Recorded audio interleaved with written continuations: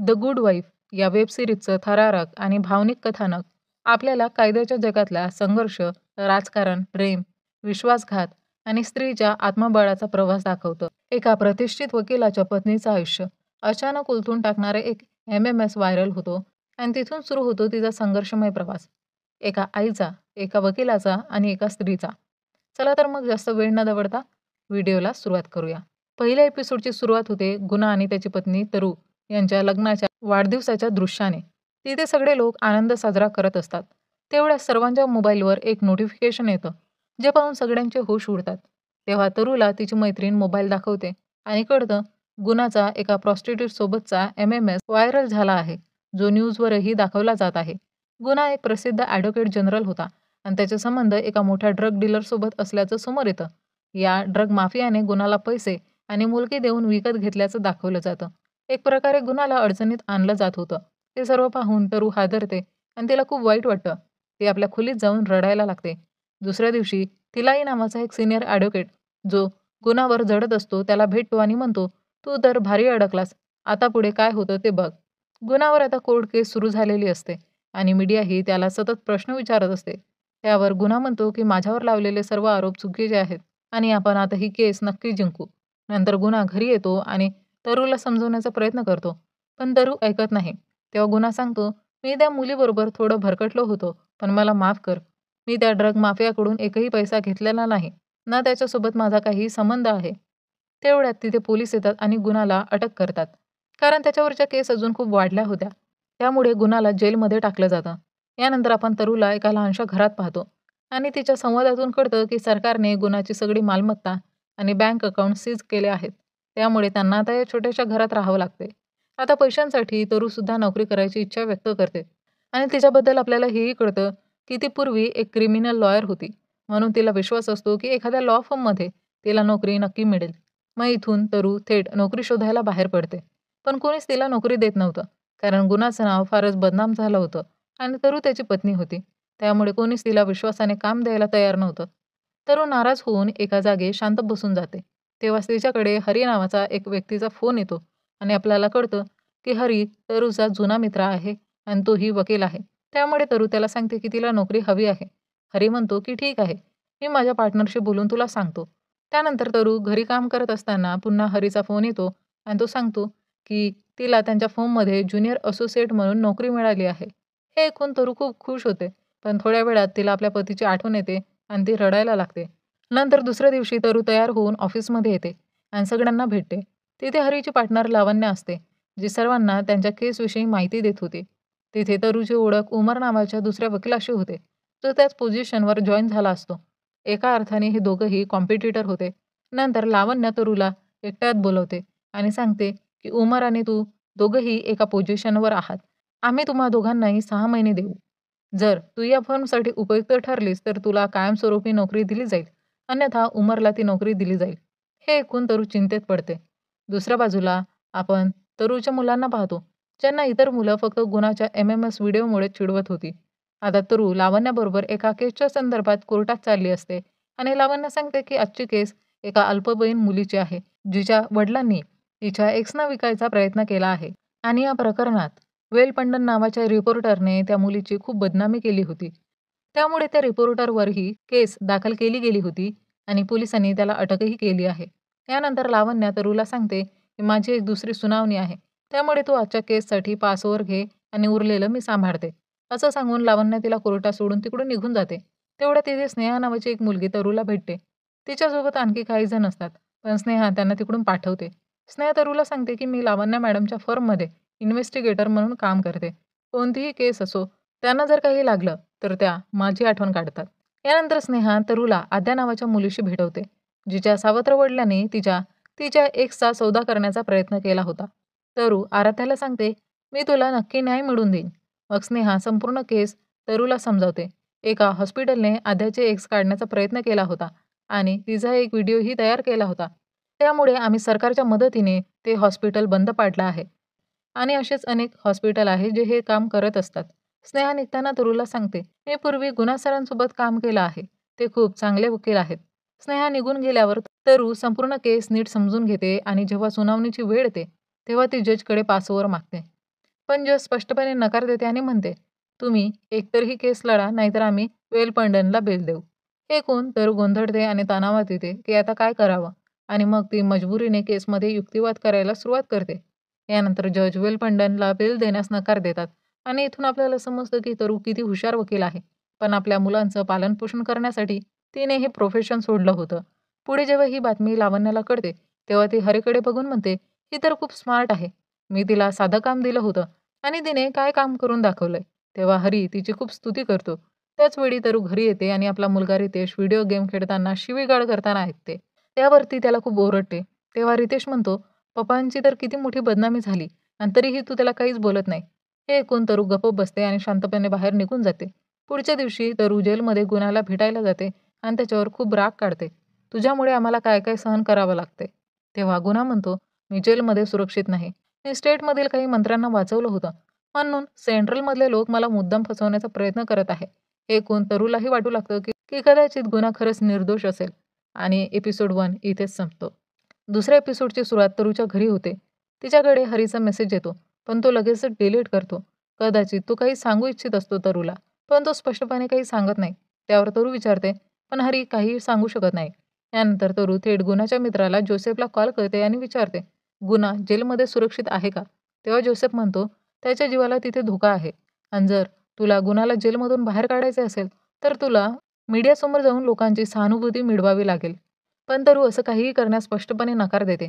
यानंतर जेव्हा ते ऑफिसमध्ये असते, तेव्हा तिचा मुलगा रितेश तिला फोन करतो आणि सांगतो, माझा फ्रेंड सई याला हॉस्पिटलमधून पोलिसांनी पकडलंय.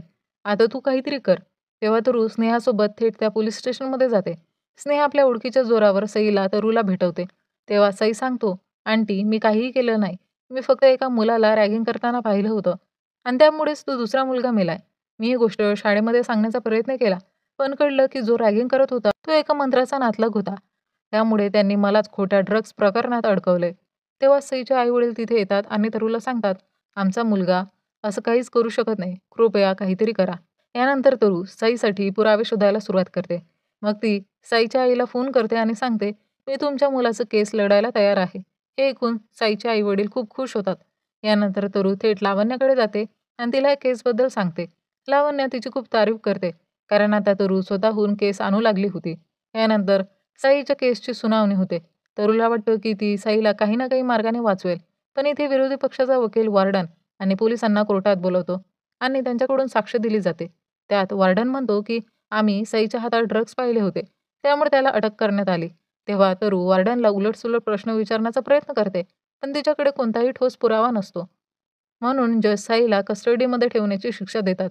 हे ऐकून सगळेच लोक आश्चर्यचकित होतात आणि तरूलाही चिंता वाटायला लागते की आता ती साईला कशी वाचवणार. यानंतर तरू निराश होऊन घरी परतते आणि तिचा मुलगाही साईबद्दल विचारतो, मम्मी त्याचं काय झालं? पण तरूकडे त्याला सांगण्यासाठी काही उत्तर नसतं. यानंतर तरू स्नेहाशी बोलते आणि तिला सांगते की साईसाठी काही पुरावे शोधायचे आहेत. स्नेहा उमरसोबत मिळून पुरावे शोधायला लागते. रात्री तरू आणि स्नेहा थेट हॉस्टेलमध्ये शिरतात आणि साईच्या रूममध्ये काही पुरावे मिळतात का हे पाहण्यासाठी शोध सुरू करतात. तेवढ्यात त्यांना साईचे काही मित्र भेटतात. तरूला वाटतं की ही मुलं ओरडून गोंधळ करतील, पण ते म्हणतात, आम्हालाही साईला जेलमधून बाहेर आणायचं आहे. आम्ही कोर्टात गवाही द्यायला तयार आहोत.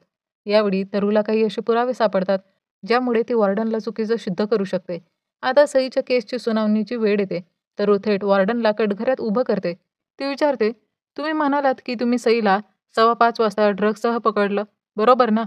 पण त्यावेळेस तर लॉनमध्ये पाण्याचा फवारा सुरू असतो. अशा परिस्थितीत तिथं उभं राहणंही शक्य नाही. हे ऐकून वॉर्डन विचारात पडतो. ते मुलं म्हणतात, आम्ही गवाही देण्यासाठी तयार आहोत. यासोबतच तरू साईच्या मित्रांना कोर्टात बोलावते आणि त्यांच्याकडून साक्ष घेतली जाते. मुलं सांगतात, जेव्हा पोलिसांनी साईला पकडलं, तेव्हा आम्ही त्याच्यासोबतच होतो. तो तर झोपलेला होता. पण पोलिसांनी जबरदस्ती ड्रग्जच्या नावाखाली त्याला उचलून नेलं. या प्रकारे तरू वॉर्डन आणि त्या पोलीस अधिकाऱ्याला खोटं सिद्ध करते आणि साईवरचे सगळे आरोप काढून टाकले जातात. सगळे लोक खूप खुश होतात. त्यानंतर तरू स्नेहासोबत आपला विजय साजरा करत असते आणि दुसऱ्या दिवशी ती गुणाला भेटायला जाते. गुणा तिला सांगतो की त्याने एका राजकारण्याची केस लढली होती. त्यामुळे सेंट्रलचे लोक त्याच्यावर चिडले आणि त्याला ड्रग्ज प्रकरणात अडकवण्याचा ते प्रयत्न करत आहेत.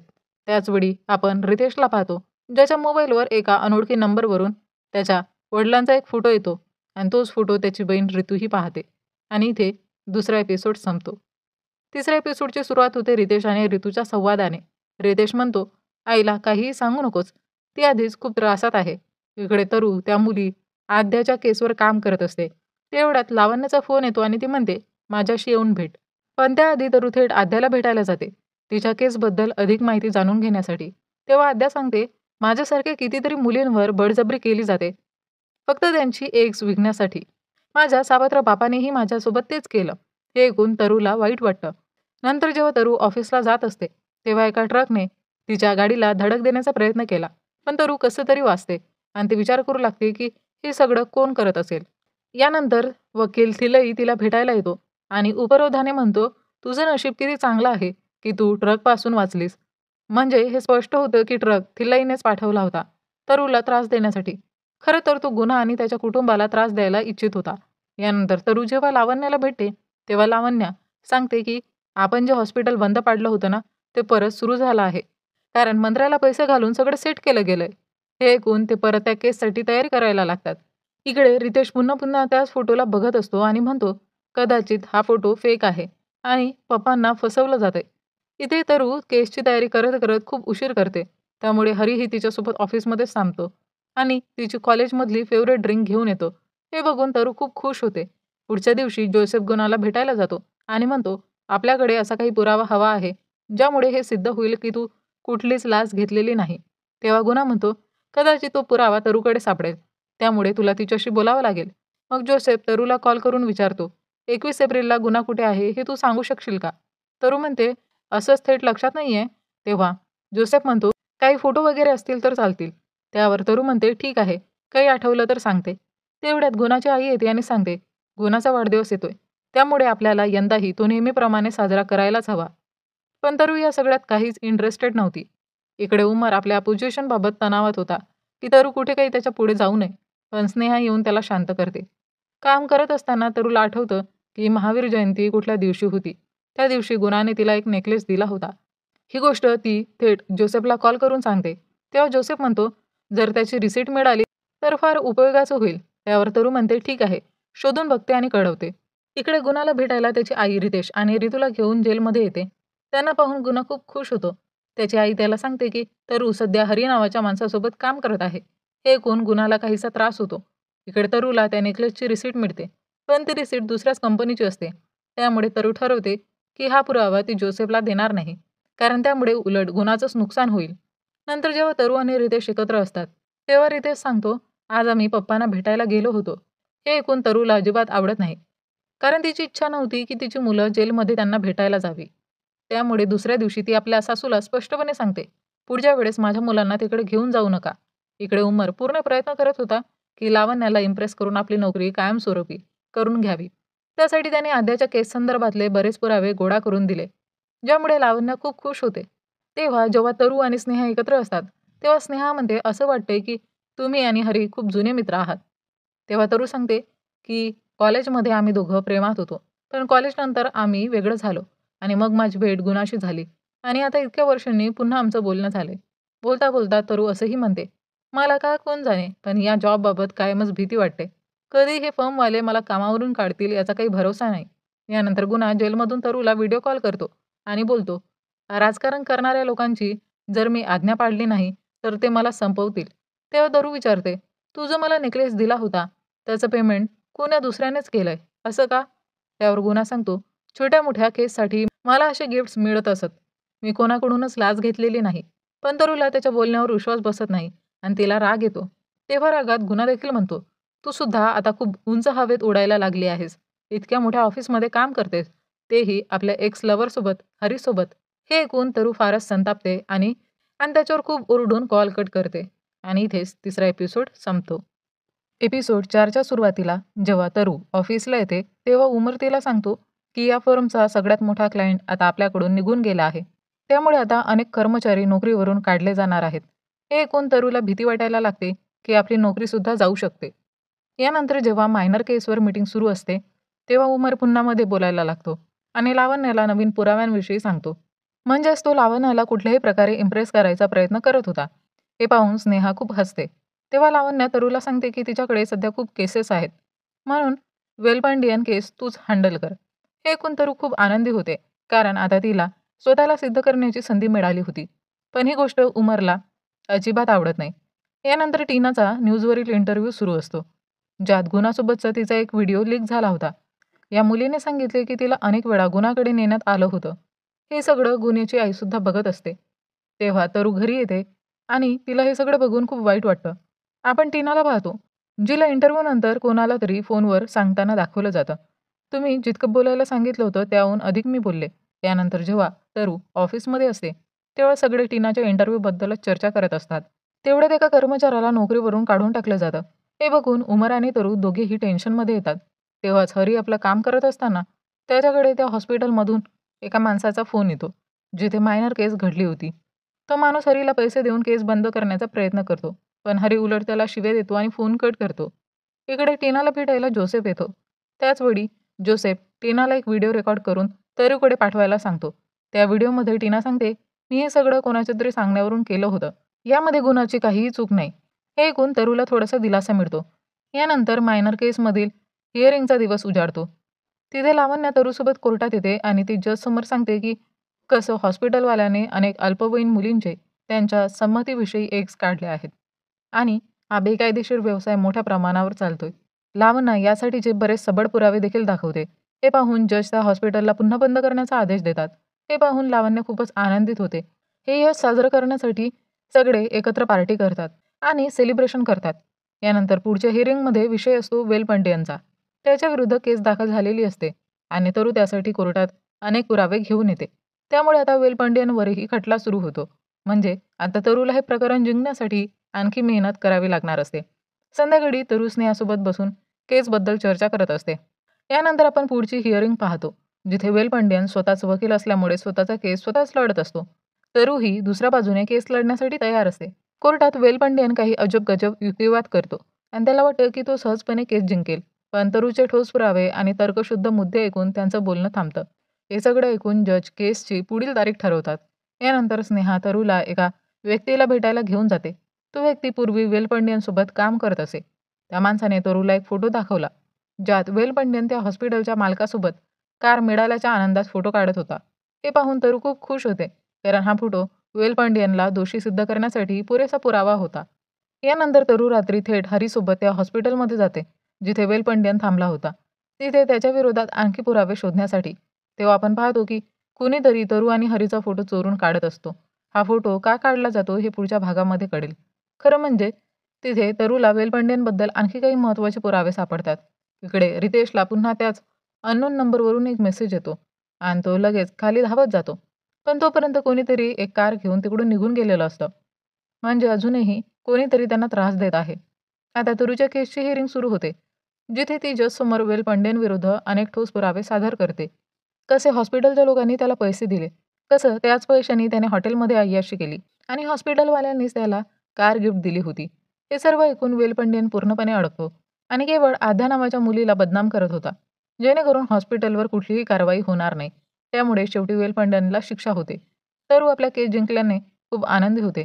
यानंतर हरी जेव्हा ती बातमी लावण्याला सांगतो, तेव्हा ती सांगते, मी ही केस जाणून बुजून तरूला दिली होती, जेणेकरून आपल्या फर्मचं नाव मोठं होईल. आणि तसंच झालं. पुढच्या दिवशी गुणाची हिअरिंग होते आणि अखेर गुणाला जामीन मिळतो. गुणाला हे सुद्धा कळतं की तरू काही दिवसांपूर्वी डिव्होर्स लॉयरकडे गेली होती. हे ऐकून त्याला अजिबात बरं वाटत नाही. यानंतर गुणा घरी परततो आणि घरात सगळे खूप आनंदी होतात. गुणाला वाटतं की तरूने त्याला माफ केलं असेल, पण तसं काही घडत नाही. तरू वेगळ्या रूममध्ये जाऊन झोपते आणि इथेच एपिसोड 4 संपतो. एपिसोड 5 ची सुरुवात गुणा आपला जुने दिवस आठवून करत असतो. ते किती आनंदात वेळ घालवायचे, पण त्याच्या एका चुकीमुळे सर्व काही बिघडून गेलं. यानंतर आपण ऑफिसचा सीन पाहतो, जिथे हरीला एका मोठ्या केससाठी दुसऱ्या शहरात जावं लागतं. कारण जजने हिअरिंग घरीच ठेवली होती. म्हणून लावण्या तरू आणि हरीची तिकीट्स बुक करून घेते. कारण तिला वाटतं की दोघं एकत्र असतील तर केस व्यवस्थित हाताळतील. तरू ऑफिसमध्ये आली तेव्हा लावण्य तिला सांगते की तुला आताच हरीसोबत दुसऱ्या शहरात जावं लागेल. म्हणून तरू घरी जाऊन सामान पॅक करायला निघते. तरू सामान पॅक करत असताना गुणा तिला विचारतो, तू कुठे चालली आहेस? तरू सांगते, हरीसोबत केससाठी जाते आहे. यावर गुणा लगेचच विचारतो, तुमच्यामध्ये काही सुरू आहे का? हे ऐकून तरू रागवते आणि त्याला खूप झापते व तिकडून निघून जाते. यानंतर आपण तरू आणि हरीला हिअरिंगमध्ये पाहतो, जिथे एक गर्भवती महिला आपल्या बाळाच्या उपचारासाठी मदत मागत होती. पण त्या उपचारांचा खर्च खूप जास्त होता आणि इन्शुरन्स कंपनीने क्लेम नाकारला होता. हरी या लेडीच्या वतीने केस लढत होता. त्याने जजसमोर संपूर्ण प्रोसिजर व्यवस्थित समजावून सांगितला, पण जजसमोरची लॉयर फक्त वेळ घालवत होती. म्हणून जजने केस पुढच्या दिवसासाठी टाकली. त्यानंतर हरी आणि तरू बाहेर पडत असताना इन्शुरन्स कंपनीची लॉयर त्याला म्हणते, जर तुम्ही केस मागे घेतली तर आम्ही त्या बाईचा उपचार करून देऊ. पण हे सर्व डॉक्युमेंट्समध्ये काहीच लिहिलं जाणार नाही. कारण जर हे रेकॉर्ड आले तर पुढे आम्हाला अनेक अशा क्लेम्स द्यावे लागतील. पण हरी स्पष्टपणे नकार देतो. नाही, आम्ही ही केस जिंकूनच राहणार. इकडे घरी गुना, जोसेफ, वकील चर्चा करत असतात. तेवढ्यात रितेश येतो आणि गुणाला सांगतो, माझ्याकडे एक फोटो आला आहे. कदाचित तुमच्या उपयोगाचा ठरेल. हे ऐकून गुणाला वाटू लागतं की हा फोटो कदाचित थिलईने पाठवला असेल. इकडे हरी लावण्याला केसची माहिती देतो. तेव्हा लावण्य सांगते, IDIचा चेअरमॅन म्हणजे इंडस्ट्री डेव्हलपमेंट इन्स्टिट्यूटचा प्रमुख तो गुणाचा जुना मित्र आहे. जर तू तरूच्या माध्यमातून गुणाशी बोलशील तर त्या प्रेग्नंट बाईला आरामात क्लेम मिळू शकेल, असं लावण्य हरीला सुचवते. पण हरी ठामपणे म्हणतो, नाही, मला गुणाशी काहीही बोलायचं नाही. त्यानंतर तरू हरीला भेटायला येते आणि त्या केसविषयी चर्चा सुरू करते. तेव्हा हरी सांगतो, अशाच प्रेग्नन्सीमुळे माझ्या आईलाही त्रास झाला होता.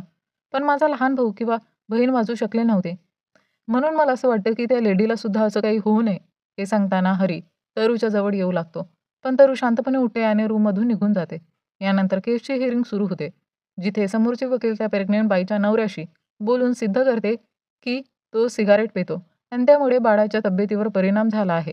म्हणूनच इन्शुरन्स क्लेम नाकारला गेला होता. हे ऐकून जजसुद्धा मान्य करतात की इन्शुरन्स कंपनी योग्य होती आणि हरी ही केस हरतो. नंतर हरी समोरच्या वकिलाला विचारतो, काल तो जो ऑफर दिला होता तो अजूनही आहे का? पण ती वकील आता नकार देते. केस हरल्यानंतर हरी एकटाच बसलेला असतो. तेव्हा त्याला समजवण्यासाठी तरू येते. पण बोलता बोलता हरी तरूला किस करणार असतो. तरू त्याला थांबवते आणि तिकडून निघून जाते. इथे आपल्याला कळतं की तरूच्या मनातही हरीसाठी काही भावना आहेत. पण ती आपल्या कुटुंबामुळे पुढे काही करू शकत नाही. पुढच्या दिवशी हे दोघंही शांतपणे घरी परततात. तरू आज गुणाशी छानपणे बोलते. यानंतर आपण पाहतो की हरी आज त्या प्रेग्नंट लेडीला तिच्या उपचारासाठी स्वतः घेऊन आला होता आणि इथून सीन फ्लॅशबॅकमध्ये जातो, जिथे हरीने गुणाशी बोलून त्या इन्शुरन्स कंपनीच्या हेडशी संपर्क साधला होता आणि क्लेम मंजूर करून घेतला होता. यामुळे त्या बाईचं बाळ आणि तिचा उपचार योग्य प्रकारे होतो. उपचारानंतर तो कपल हरीला कॉल करतो आणि तो कॉल तरूला दाखवतो. बाळ वाचलं. हे ऐकून तरू खूप आनंदी होते. इकडे वकील थिलई, जो गुणाला अडकवण्याचा प्रयत्न करत होता, जेव्हा स्नेहा घरी येते तेव्हा थिलई तिला धमकी देतो की गुन्ह्याविषयी पुरावे आण, नाहीतर तुलाही ड्रग्ज प्रकरणात अडकवेल. हे ऐकून स्नेहा घाबरते. दुसरीकडे गुन्ह्याच्या फोनवर तरू आणि हरीचा हॉटेलमधला फोटो येतो. हे बघून त्याचा संताप होतो आणि इथे एपिसोड 5 संपतो. एपिसोड 6 ची सुरुवात अशी होते. तरू घरी येताच गुन्हा तिला थेट विचारतो, माझ्याकडे पुरावा आहे की तू आणि हरी एकत्र आहात, आणि तो तिला हॉटेलमधला तो फोटो दाखवतो. त्यावर तरू शांतपणे म्हणते, आम्ही फक्त केससाठी तिथे गेलो होतो, त्या पलीकडे काहीही नाही. आणि ती गुणाशी बोलणं बंद करते. इकडे उमर ऑफिसमध्ये लावण्याला तिच्या नवीन केसबद्दल माहिती देतो, ज्यामुळे लावण्या उमरवर इम्प्रेस होते. आज गुन्हा जेव्हा आपल्या वकिलाला म्हणतो, आपल्याला केससाठी अजून तयारी करावी लागेल, तेव्हा वकील नकार देतो. माझ्यावर वरून प्रेशर आहे, मीही तुझी केस लढू शकणार नाही. हे ऐकून गुन्हा तणावात येतो. जेव्हा तरूला हे समजतं, तेव्हा ती थेट गुन्हाला आपल्या फर्ममध्ये घेऊन येते आणि हरीला सांगते की की त्याने गुन्हाची केस लढावी. लावण्य आणि हरी मान्य करतात आणि हरी गुन्हाच्या केसवर काम सुरू करतो. हिअरिंगच्या दिवशी हरी जजकडे पुढील तारखेसाठी विनंती करतो, कारण वकील बदललेला असतो आणि त्याला डेट मिळते. इकडे लावण्य तरूला तिच्या ऑफिसमध्ये बोलावते आणि सांगते, तू खूप मेहनती आहेस. फक्त एक पोस्ट रिकामी आहे आणि ती आम्ही उमरला देतोय. कारण उमर तुझ्यापेक्षा जास्त सिरियस आहे. तुझी गरज सध्या फक्त पैशांपुरती आहे. गुन्हा निर्दोष ठरल्यावर तू ही नोकरी सोडून देशील. म्हणून तुला पुढच्या महिन्यापासून नोकरीवर यायचं नाही. हे ऐकून तरू नाराज होते. घरी तरू अजूनही गुन्हाच्या केसवर काम करत असते. जोसेफही तिला मदत करत असतो. पुढच्या हिअरिंगमध्ये अपोजिशन वकील टीनाला कटघऱ्यात बोलवतो. टीना सांगते, गुन्हा माझ्याकडून अनेक वेळा सर्व्हिस घेत असे. तोच ड्रग्ज किंग महाराजा प्रकरण हँडल करत होता आणि मला पैसे त्याच्याकडूनच मिळत होते. त्यानंतर हरी आपली बाजू मांडतो आणि टीना हे तिचं खोटं नाव असून तिचं खरं नाव उमरानी आहे हे उघड करतो. तो तिचं बँक स्टेटमेंटही दाखवतो, ज्यात गुन्ह्याच्या खात्यातून तिच्या खात्यात पैसे ट्रान्सफर झालेले दिसतात. यातून स्पष्ट होते की टीना जी सर्व्हिस देत होती त्याचे पैसे गुन्हा देत होता, ड्रग किंग महाराजा नव्हे. म्हणजेच गुन्हाला महाराजाविषयी काहीच माहिती नव्हती.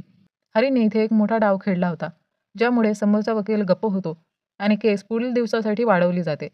हे पाहून गुन्हा आणि त्याचे साथीदार खूप खुश होतात. पण तरू सांगते की अजून एक महत्त्वाचा साक्षीदार मधेश याची साक्ष बाकी आहे आणि तो उद्या कोर्टात येणार आहे. काय बोलेल कोण जाणे. दुसऱ्या दिवशी कोर्टात साक्षीची वेळ येते. सगळे मधेशच्या येण्याची वाट पाहत असतात, पण तो येतच नाही. तेव्हा लक्षात येतं की जोसेफनेच मधेशला गायब करून टाकलं होतं, ज्यामुळे केस दुपारपर्यंत पुढे ढकलला जातो. जज सांगतात, तुमचा साक्षीदार जर आला नाही तर गुन्ह्याची केस संपवली जाईल. दुपारी पुन्हा सुनावणी सुरू होते. थिलईने स्नेहाला साक्षीसाठी कोर्टात बोलावलं असतं, ज्यामुळे गुन्ह्याला फसवता येईल. पण स्नेहा सांगते, मी गुन्ह्यासाठी काम केलंय, पण त्याचा ड्रग किंग महाराजाशी काही संबंध आहे की नाही हे मला माहिती नाही. हे ऐकून थिल्लई सुद्धा आश्चर्यचकित होतो, कारण त्याला वाटत होतं की स्नेहा गुन्हाला फसवेल. शेवटी जज सर्व साक्षी ऐकून गुन्ह्यावरचे सर्व आरोप फेटाळून लावतो आणि ही केस संपवतो. हे ऐकून गुन्ह्याचे सर्व मित्र खूप खुश होतात. रात्री तरू आपलं काम करत असते, तेव्हा हरी येतो आणि दोघं बोलतात. उद्या तरूचा ऑफिसमधला शेवटचा दिवस असतो, म्हणून ती थोडी उदास असते. पुढच्या दिवशी तरू आपलं सामान घेऊन ऑफिसमधून निघायला लागते. तेवढ्यात लावण्य तिला अडवते आणि म्हणते, आता आमच्याकडे नवीन केस आले आहेत, म्हणून तुलाही आम्ही परमनंट करत आहोत. हे ऐकून तरू खूप खुश होते आणि तिची नोकरी वाचते. रात्री उमरची थिल्लईशी भेट होते आणि थिल्लई त्याला तरू आणि गुना यांच्या विरोधात भडकवतो. तरू आणि गुनाला फसवण्यासाठी थिल्लई आणि उमर काहीतरी मोठं कटकारस्थान रचत होते. इकडे गुना घरी परतल्याचा आनंद साजरा केला जातो आणि घरात पार्टी सुरू असते. तेवढ्यात हरीचा तरूला कॉल येतो. हरी म्हणतो, मी माझ्या भावना कंट्रोल करू शकत नाही. आजही मी तुझ्यावर तितकंच प्रेम करतो. यावर तरू म्हणते, मी एक विवाहित स्त्री आहे. पण हरी तिचं काहीही ऐकत नाही. त्यामुळे तरू रागात कॉल कट करते. दुसऱ्या दिवशी गुना मीडियासमोर एक स्पीच देत असतो. तेवढ्यात तरूला थिल्लई आणि एका मुलीचा प्रायव्हेट व्हिडिओ मिळतो. हे पाहून तिला लक्षात येतं की ही मुलगी तर तिने स्नेहासोबत पाहिली होती. म्हणजे स्नेहाने थिल्लईला शांत करण्यासाठी हीच मुलगी वापरली होती. त्याचवेळी हरीचा पुन्हा तरूला कॉल येतो. पण मीडिया तरूला स्टेजवर बोलवते, कारण पत्रकारांना विचारायचं असतं, तुम्ही गुनाला घटस्फोट देणार आहात का? तेव्हा जोसेफ तरूला हरीचा फोन न उचलू देता तिला थेट गुनाच्या जवळ स्टेजवर पाठवतो. त्या दरम्यान हरूचा तरूला मेसेज येतो, मी आजही तुझ्यावर प्रेम करतो आणि तुझी वाट पाहतो आहे. पण तो मेसेज जोसेफ वाचतो आणि लगेच डिलीट करून टाकतो. याचा अर्थ असा की जोसेफ आता हरीला काहीतरी नुकसान पोहोचवेल, कारण हरी त्याच्या मित्राचा गुनाचं घर उद्ध्वस्त करत होता. आणि याच ठिकाणी ही सिरीज इथे संपते. अशा रीतीने द गुड वाईफ ही मालिका संपते. एका पत्नीची संघर्षमय वाटचाल, तिच्या नात्यातील गुंतागुंत आणि तिच्या व्यावसायिक आयुष्यातील चढ-उतारांचा प्रवास आपण पाहिला. तरुणीने एका पत्नीपासून ते एका निर्भीड वकील आणि आईपर्यंतची भूमिका प्रामाणिकपणे निभावली. तिच्या आयुष्यात अनेक चक्रव्यूह होते, प्रेम, फसवणूक, निष्ठा, न्याय आणि सत्तेच्या खिडी. पण शेवटी तिने स्वतःची ओळख गमावली नाही. या मालिकेचा संदेश स्पष्ट आहे. स्त्री फक्त कोणाची बायको किंवा आई नसते. ती स्वतःचीही एक स्वतंत्र ओळख घेऊन जगते. नात्यातून निर्माण होणारे गोंधळ, समाजाचे दडपण आणि सत्तेचं राजकारण यामधून मार्ग काढत तरूसारख्या स्त्रिया आपल्या कर्तृत्वाने पुढे येतात. जिथे नाती स्वार्थाच्या आणि राजकारणाच्या गर्तेत अडकतात, तिथेही सत्य आणि निष्ठा कायम उभ्या राहतात. हाच द गुड वाईफचा खरा अर्थ आहे. जर तुम्हाला ही सिरीज आवडली असेल तर आमच्या चॅनलला नक्की सबस्क्राईब करा, व्हिडिओला लाईक करा आणि तुमच्या प्रतिक्रिया कमेंटमध्ये नक्की सांगा. चला तर मंडळी, पुन्हा भेटूया एका नवीन व्हिडिओसोबत. तोपर्यंत टाटा, बाय बाय.